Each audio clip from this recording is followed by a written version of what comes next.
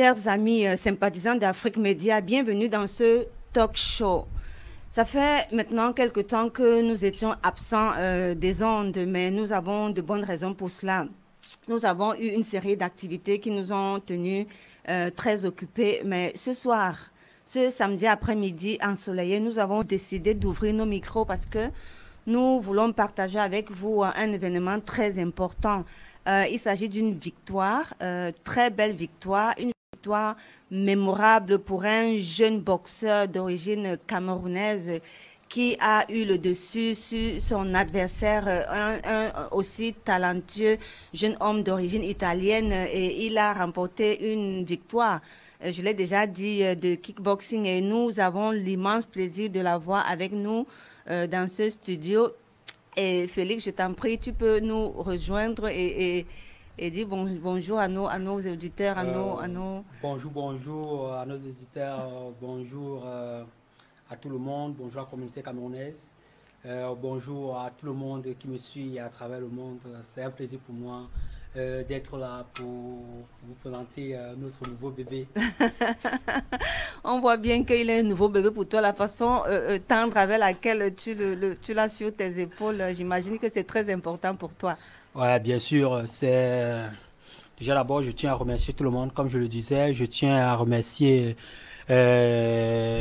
tous ceux qui m'ont soutenu de la préparation jusqu'à la victoire de cette ceinture. On a travaillé très dur, que ce soit en salle, au gymnase avec les coéquipiers à Spartan, que ce soit les gars de la communauté camerounaise et d'autres, et mes nombreux followers à travers le monde, qui ont beaucoup œuvré pour que tout ce qui se passe bien, les encouragements, les prières, tout ce qui va avec.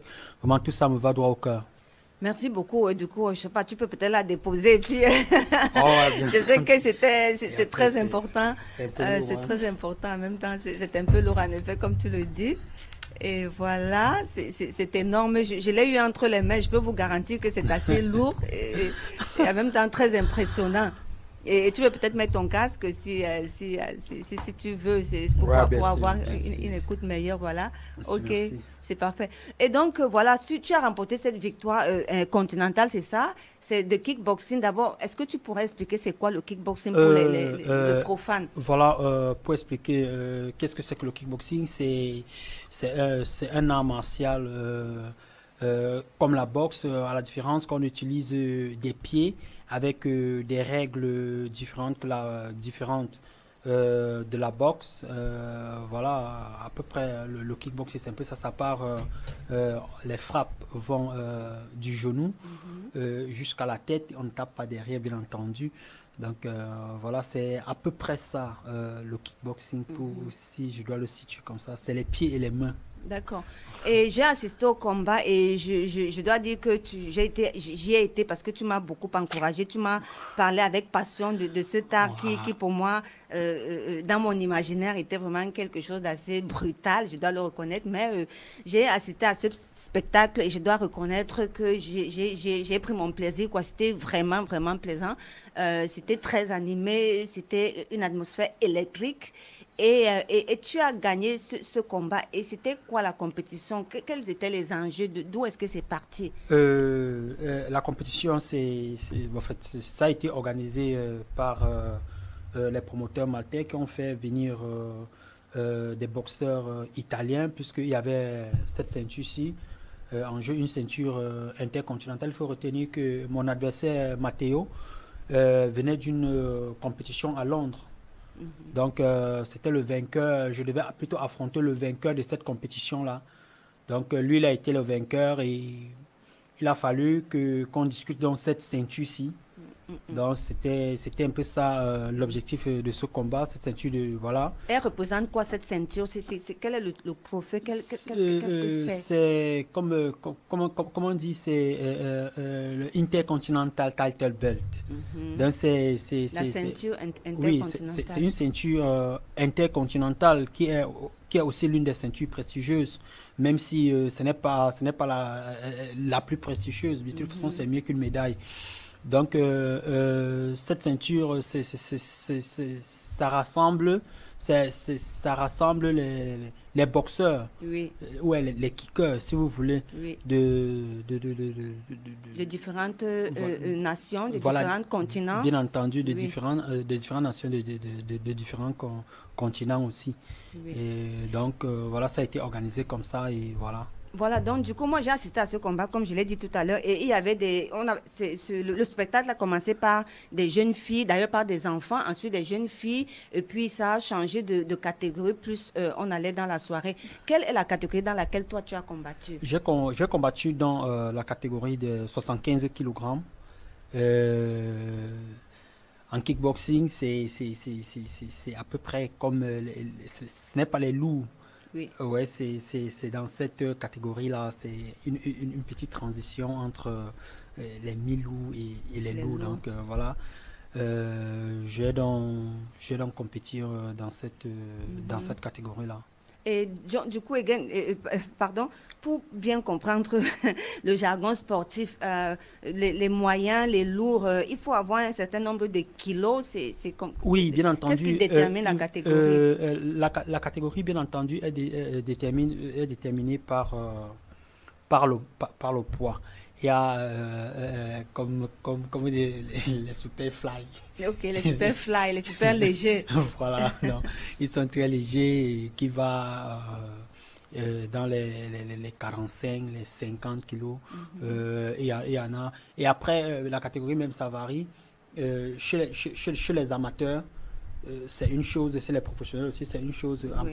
en fonction de la différence des poids. Mhm. On peut dire peut-être plus de 75 kilos en dessous, ou plus ou moins, peut-être un kilo, ou un kilo en plus ou un kilo en moins. Chez les amateurs, ça peut être juste des grammes. D'accord, c'est vraiment sur Ouais, le kilo, quoi. C'est vraiment oui, sur le poids. justement, Ok. c'est une question de poids. Et aussi la catégorie, notamment les 72 kilos, qui est une catégorie où ça va vraiment très très vite. Euh, voilà, c'est un peu ça. Ok. Merci. On va revenir sur ta victoire. Déjà, qu'est-ce qu'elle représente pour toi, cette victoire, cette ceinture, qu'est-ce qu'elle représente? Cette ceinture, pour moi, représente le fruit d'un travail acharné. Aujourd'hui, c'est pour moi, c'est pour une très grande joie. Je suis parti de mon Cameroun natal. J'ai bravé les étapes, j'ai passé des moments tellement difficiles, j'ai traversé la Méditerranée. Voilà, j'ai toujours eu cette niaque-là, dit voilà, il va falloir qu'un jour que je puisse avoir cette ceinture, même si ma base c'est la boxe anglaise, et j'ai toujours, voilà. Après, il faut dire que je compétis dans les deux compétitions. Je fais la boxe anglaise et le kickboxing aussi. Donc, mais cette ceinture, c'est pour moi le fruit d'un travail acharné. Ça me prouve que, waouh, ah tiens, j'ai pu atteindre quelque chose, j'ai pu marquer un pas. Ça veut dire que ce pas que j'ai marqué, ce n'est pas le dernier. Il y en a d'autres qui viendront. Ça me donne l'envie d'aller chercher tout en restant avec la tête sur les épaules. Ça me donne l'envie d'aller chercher encore plus et peut-être côtoyer la ceinture européenne et la Mhm. ceinture mondiale, voir le glory dans quelques années. Bah, c'est formidable, quoi. Je me souviens que tu disais que voilà, ça c'était un peu le combat de ma vie. Généralement, Ouais, quand on dit merci. ça, on a l'impression que c'est quelqu'un qui veut prendre sa retraite, mais ça t'a simplement donné envie d'aller un peu plus loin, d'après ce que je comprends. Ouais, il faut Là. retenir que moi qui viens peut-être de loin, Mhm. étant sur place, voyant les jeunes boxeurs qui sont sur place avec le Covid qui est arrivé et tout, et tout, et tout, et tout. Oui. Et justement, quand je disais que c'est le combat de ma vie, j'ai réellement pensé accrocher. Mhm. Il y a eu beaucoup de moments où j'ai dit, ben voilà, je vais arrêter, je vais arrêter. Mais j'ai eu cette motivation-là. Et je me suis dit, ben voilà, au juge, j'ai 29 ans. Euh, j'ai pu, j'ai Mhm. pu. Et je dis, mais ça veut dire que je peux encore. Il Mhm. faut juste s'entraîner. Et comme je dis, c'est très important de le noter. Quand on vient de loin et quand on a fait beaucoup d'arrêts, parce que j'ai fait près de 4 ans sans aucune compétition. Mhm.